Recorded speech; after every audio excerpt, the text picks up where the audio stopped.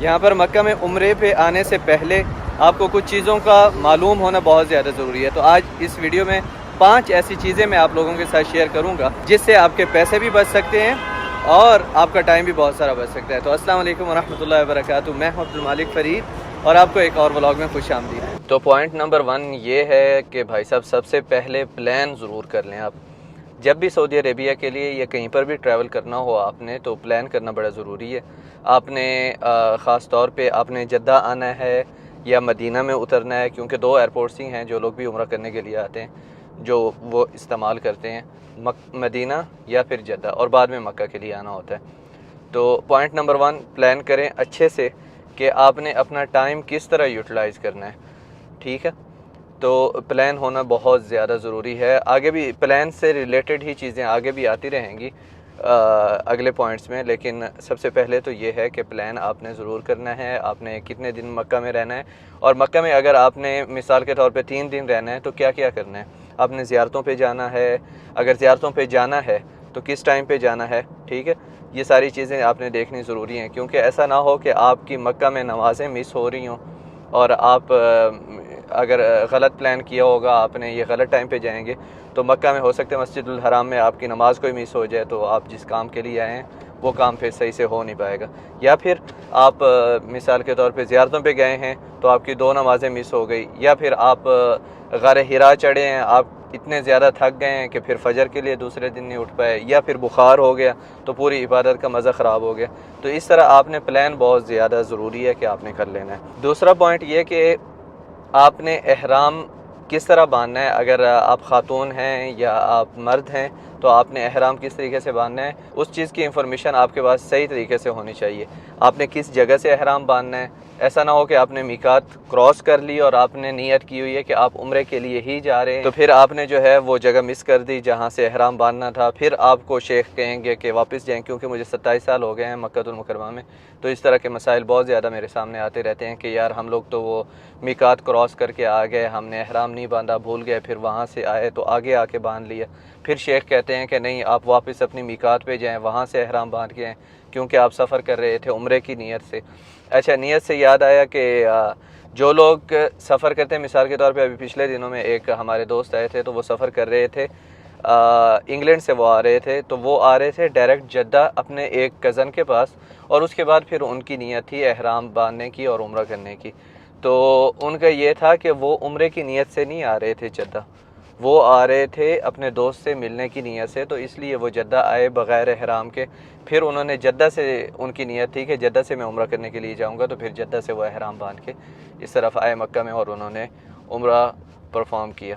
ठीक है, तीसरा पॉइंट ये है कि उम्रा परफॉर्म कैसे करना है। 7 चक्कर तवाफ़ के, 7 चक्कर सफ़ा मरवा के, या फिर हम लोगों में अक्सर एक चीज़ कॉमन है, हम लोग इस चीज़ पे रहते हैं कि यार जैसे लोग कर रहे होंगे हम भी कर लेंगे। भाई ऐसे ना करें, आप मुकम्मल इन्फॉर्मेशन लेके आएँ। बहुत सारी छोटी छोटी किताबें मिलती हैं, वो आप अपने साथ रख लें तो बहुत अच्छा है। आजकल मोबाइल का दौर है, मोबाइल में ऐप डाउनलोड कर लें सिफ़तुल उम्रा, तो वो उसमें पूरा तरीका होगा। क्योंकि मैं सबसे छोटा था घर में, तो हमारे घर में मेहमान आते रहते थे, तो एक मेहमान हमारे पास आए, उनको मैं उम्रा करवाने के लिए गया, तो 2-3 बार ऐसे हुआ है। तो वो मेहमान जो है तवाफ़ तो उन्होंने 3 चक्कर कर लिए, क्योंकि वो गोल घूमना होता है। 3 चक्कर हो गए, हरी लाइट के पास आएंगे तो 1 चक्कर कंप्लीट हो जाएगा। तो जब उन्होंने सफ़ा मरवा किया तो सफ़ा मरवा में उन्होंने 14 चक्कर कर लिए, क्योंकि सफ़ा मरवा का 1 चक्कर होता है। जब आप सफ़ा से शुरू करते हैं मरवा तक जाते हैं तो 1, फिर मरवा से सफ़ा तक आते हैं 2। तो अक्सर लोग वही तवाफ़ वाला कॉन्सेप्ट लेके आते हैं, सफ़ा से मरवा तक जाते हैं, वापस आते हैं तो 1 चक्कर गिनते हैं। तो इस तरह काफ़ी मिस्टेक्स होती हैं। एहराम में पाबंदियाँ होती हैं, जैसे नाखून नहीं काटना आपने, और भी बहुत सारी चीज़ें होती हैं जिनका ध्यान रखना बड़ा ज़रूरी होता है। तो इसलिए ये मुकम्मल इन्फॉर्मेशन आप लेके ज़रूर आएँ। कैसे उम्रा आपने परफॉर्म करना है, एहराम कैसे बांधना है, एहराम के साथ कैसी पाबंदियाँ हैं, वो इन सारी चीज़ों का आपने ध्यान ज़रूर रखना है। उम्रे पे आने से पहले ये सारी एजुकेशन आपने ले लेनी है, क्योंकि जब आप उम्रे पे आएंगे तो तब आपको चाहिए कि आप अज़कार में मसरूफ़ रहें, आप ज़्यादा से ज़्यादा दुआ करें। ऐसा ना हो कि आप तब तरीके ढूंढ रहे हो कि यार कौन सा काम किस तरीके से करना है और कहाँ पे जाना है, क्या करना है, बिल्कुल बग़ैर प्लान के होता है ना, तो वो उससे टाइम भी बहुत ज़्यादा ज़ाया होता है, उससे स्ट्रेस भी बढ़ता है। पहले आपको थकान होगी, फिर आप कहेंगे कि मक्के के लोग बड़े सख्त हैं तो अक्सर लोगों को ये शिकायत होती है मक्का के लोगों से कि ये बहुत सख्त है मक्का के लोग। अच्छा जी, चौथा पॉइंट हमारा ये है कि आपको शॉपिंग की लिस्ट बना लेनी चाहिए अगर आप प्लान कर रहे हैं शॉपिंग करने का। मैं तो हमेशा यहाँ पर जितने भी लोग आते हैं उनको एक ही चीज़ बल्कि दो चीज़ें हमेशा उनको रेकमेंड करता हूँ कि आपने अगर उम्रा करने के लिए आना ही है तो आप जो चीज़ें साथ में लेके जा सकते हैं वो है ज़मज़म और खजूर। बाकी हर चीज़ हमारे यहाँ मिलती है और यहाँ पर भी जितनी भी तस्बीहें मिलती हैं, ये जय नमाज़ें वगैरह मिलती हैं, ये जितनी भी चीज़ें होती हैं वो सारी मेड इन चाइना ही होती हैं, मतलब चाइना से ही आ रही होती हैं। और यहाँ पर थोड़ी सी प्राइसी भी होती हैं, वो इस वजह से कि मस्जिदुल हराम के पास दुकानों के किराए और इन चीज़ों के किराए बहुत ज़्यादा हैं, तो इसलिए वो थोड़ी सी ज़्यादा महंगी भी पड़ती हैं आप लोगों को। तो इसलिए अगर आप यहाँ पर आएँ अपनी शॉपिंग की लिस्ट बना लें। अगर आपको पैसे की परवाह नहीं है तो कोई मसला नहीं, आप जितनी चीज़ें जिस तरह लेना चाहें आपको इंशाल्लाह कोई इशू नहीं होगा।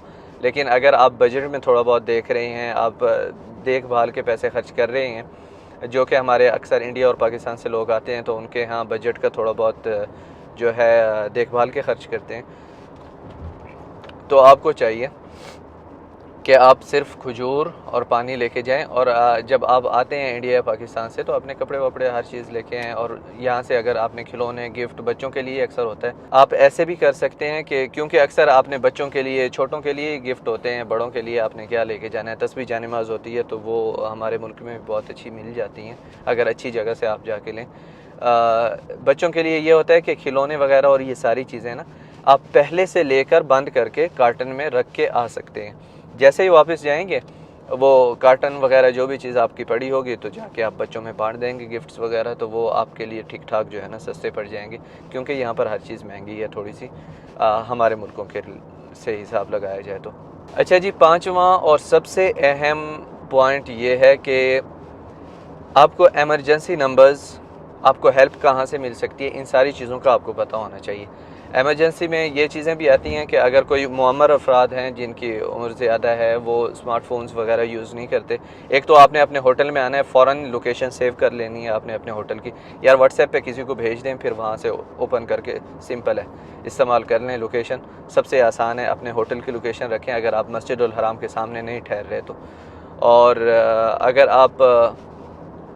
और अगर कोई बड़ी एज का बंदा है तो उसे चाहिए कि वो अपना जो उनके साथ एक कार्ड होता है उस कार्ड के ऊपर ही वो अपना होटल और किस रोड पे होटल है वो लिख ले, क्योंकि अक्सर होटल का खाली नाम लिखा हुआ होता है तो उसमें ये होता है कि जिससे भी वो पूछते हैं खाली नाम से होटल का पता नहीं चलता, तो रोड का नाम, इलाके का नाम, कौन सी जगह पर होटल है, तो वो लिख लेना बड़ा ज़रूरी है, आपके काम आएगा। और इसी में जो अहम पॉइंट है वो ये है कि आपको एमरजेंसी नंबर्स का पता होना चाहिए। एम्बुलेंस का नंबर कौन सा है, अगर आपको आपके एजेंट तंग कर रहे हैं या कुछ भी ऐसा है तो आपके पास वज़ारतुल हज का नंबर होना चाहिए। यहाँ पर मिनिस्ट्री ऑफ हज जो है वही उम्रा भी वही देखती है, तो मिनिस्ट्री ऑफ हज का नंबर आपके पास होना चाहिए। और साथ साथ पुलिस का नंबर होना चाहिए, कोई भी इमरजेंसी बन सकती है।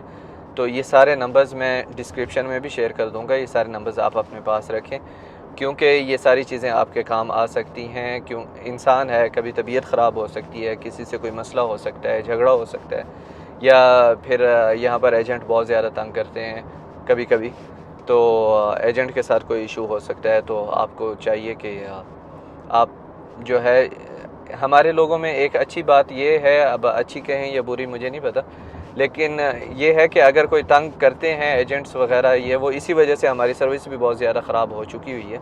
वो शिकायत ही नहीं करते उनकी ना, वो लोगों को बताते ही नहीं कि ये इसके साथ मेरा बुरा एक्सपीरियंस रहा है। तो आपको चाहिए कि आप बताएं, आपको चाहिए कि आप कंप्लेन करें उसकी, ताकि वो दोबारा दूसरे लोगों को तंग ना करें। तो उसने आपसे पैसे लिए हैं, अगर आपको सही सर्विस नहीं दे रहा तो आप उसकी कंप्लेन करें। आप लोगों में को बताएं जो आपके इलाके के हैं, जो उनसे जाके पैकेजेस लेते हैं।